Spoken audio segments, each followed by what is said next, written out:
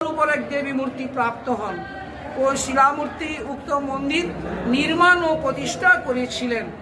দেবী বরগঙ্গা মৎস্যপ্রিয়া দৈনন্দিন মায়ের শোল মাছ অতি অবশ্যই আবশ্যক।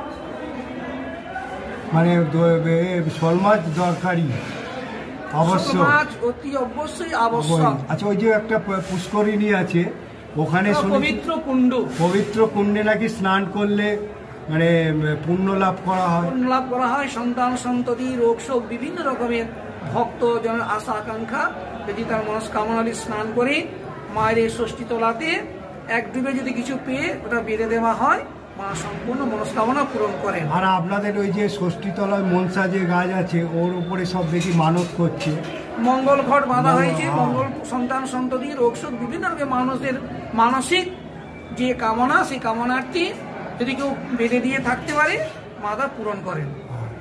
আর ওই যে আরেকটা আছে বিশ্বামালয়ের ওখানে আপনারা কত সুন্দরভাবে মায়ের দশভুজা তুলে ধরেছেন। মায়ের ওটা নবদুর্গা। প্রথমং শৈবপত্রী, দ্বিতীয়ং ব্রহ্মচারিণী, তৃতীয়ং চন্দ্রঘণ্টি, এই নাট মন্দিরে পঞ্চম স্কন্দ মাতেতি, ষষ্ঠং তত্তায়িনী তথা সপ্তমং কালরাত্রি মহাগৌরীতি অষ্টমম নবমং সিদ্ধিদাত্রী চ নবদুর্গা প্রকীর্তিতা। এটা নবদুর্গা হয়েছে মায়ের দক্ষিণ দিকে ডান দিকে, এবং মায়ের যে নাট মন্দির আছে ওইখানেই আছে দশ মহাবিদ্যা। আর আপনারা ওই যে রাহু কেতু যত হচ্ছে যে দশ অবতার, মৎস্যাদি 10 অবতার।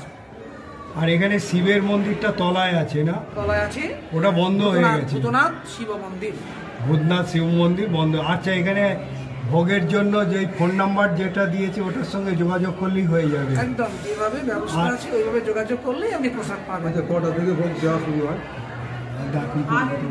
আপনি কোনো কথা বলবেন না। আর এখানে হচ্ছে আমি শুনেছি মনস্কামনা করলে পুণ্য হয় তার, যদি মাকে ভালো করে এক মন এক প্রাণ দিয়ে জানতে হবে ভক্ত আগে সব অন্ধকার মাই আলো। সেই চিন্তা করে যদি তিনি চিন্তা করে ধ্যান মন করে চিন্তা করে মা দিয়ে চিন্তা করেন, নিশ্চয়ই আপনার মনস্কামনা পূরণ করবেন। আচ্ছা, এই মা কি কোষ্ঠী পাথরের তৈরি? আচ্ছা, এই যে এটা তৈরি করেছে পুরো ইটের ওপর দিয়ে তৈরি করা, কোনো ঢালাইয়ের কোনো এটা দাপুর যুগের মন্দির।